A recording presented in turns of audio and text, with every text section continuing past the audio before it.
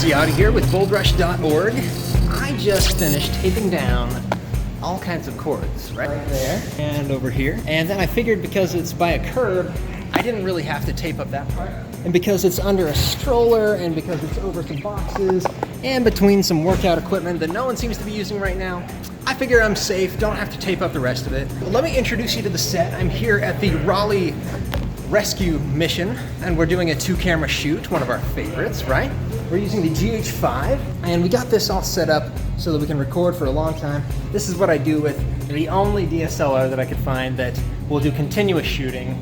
Like I've said before, you know, for interviews, this is the best one. I've wanted to go full frame, find a camera that can do that. I just unboxed the Genere Radiance, which is super, super powerful. Supposedly better than the Aperture 300D, which I have right up here. This is actually going to be my hair light, as strong as it is. You know, I figured I don't have to turn it up all the way, and there are some times where you don't necessarily have to turn up your light all the way to the max output. But because there's so much light coming into this garage right here, I just want to make sure we are overpowering the subject with our light instead of the natural light, which is possibly variable. The sky looks blue, there are no clouds up there, and that puts us in a great position as long as we can get things done. We're gonna be shooting right in the middle of the day from 1 to 5 p.m. That means the sun is gonna look like it stays in relatively the same position.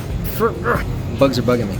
And being under a roof in a garage like this is super helpful. It won't be hard to monitor both cameras, as always, because the B camera is on a motorized track that I don't have to push back and forth. So how did we bring everything down here? Well, we brought in our cars as close as we possibly could. Most every single client is going to find a way to get you closest to the door. But the first thing you want to do before you park and unload anything, you want to make sure that you're in the right spot. It's so easy to get excited, unload everything, get it in a good position, and then you find out, oh no, all my stuff needs to be on the second floor. When you're on a set and you're the one in charge of all the equipment, you're probably going to want some liability insurance, general liability insurance that you can get through some kind of company. This is one of the things that I definitely wanted to get. The other insurance that I wanted to make sure I got was actually insurance on my equipment. Now, of course, you really don't want to let things get hurt. You want to be extra careful no matter what, with your equipment and with other people. The one thing you definitely want to be concerned about is people's safety.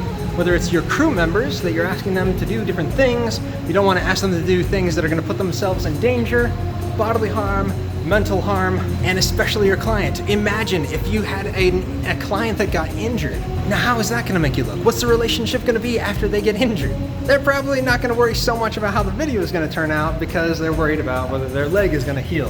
Fortunately, I have never hurt anyone on set. I have not seen anyone get hurt other than myself that one time. There was one time where I did get hurt on set. I was on an independent film being shot out in Nevada and southern Utah, and I gotta say, this was honestly primarily my fault.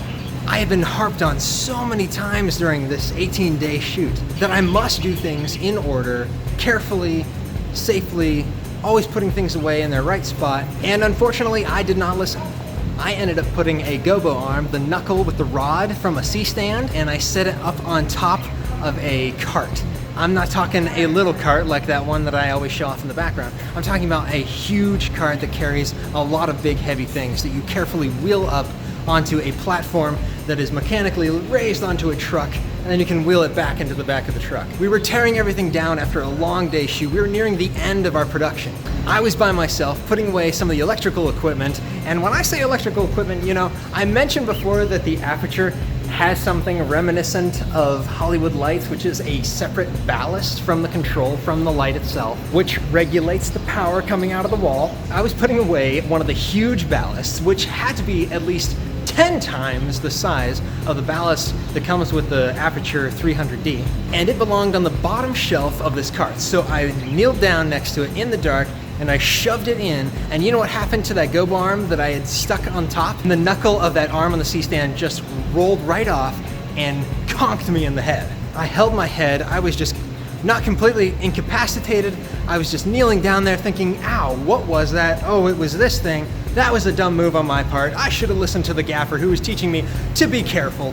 Eventually, I meandered over to the crowd where the gaffer found me and said, "Zach, are you all right?" And I said, "Something hit my head." So he immediately says, "Well, let's take you to the direct." His goal was to make sure everyone was safe as well. Even if they made a silly mistake like I did, he didn't know what was going on. He just knew that if someone got hurt at all a little bit, he was going to make sure they were taken care of and taken to the top authority that was going to do something about it. So they kind of guide me through the crowd, and right there in the middle is the first, second director, the executive director. There are people all around. The director was there, and the director says, Zach, are you okay? What happened?" I said, "Yeah, I think I'm fine." And then I looked at my glove, and there was a little bit of blood. And then I looked up at the director again, and suddenly, like a faucet had turned on, blood just spewed all over my face, and everyone just sort of screamed and went, "Ah!" Everyone reacted very appropriately. They did take me to the ER that night. I remember the wife of the first assistant director was she didn't want to touch me, the blood or anything, and so she was just taking tissues and sort of dropping them toward my head, just like one at a time, just letting them fall on me. I did feel very taken care of. I think it was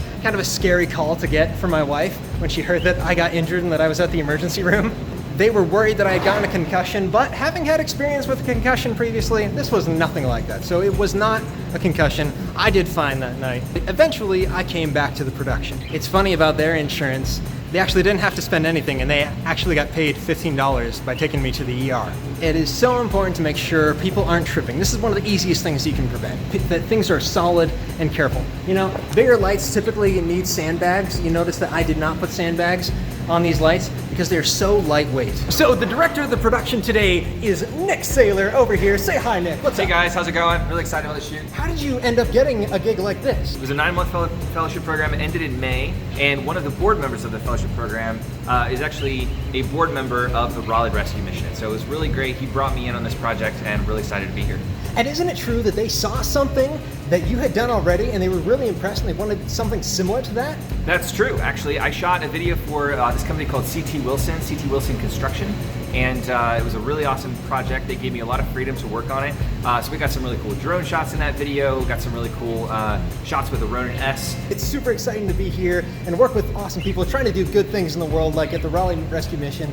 I love working for nonprofits. I love doing work for people that really need it and they're trying to make a difference in the world. So it's really cool. Thanks for having me. Yeah, thank you.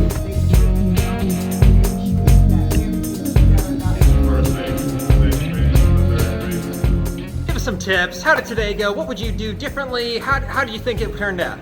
Yeah, so this shoot turned out really, really well, and that is because of the guy holding the camera right now, Zak Ciotti. No. That's the biggest thing about filmmaking, is that it is collaborative. And one thing that I've been working through, trying to get better at, is I'm one of those people who likes to do things myself. I like to get in there, work the camera, I like to get in there, work the sound, I like to get in there, talk to the actors.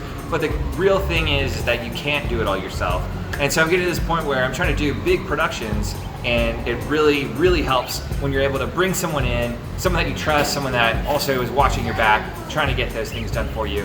And that's the name of the game, so collaborate. And that's a wrap. All cleaned up, packed away, all tucked away.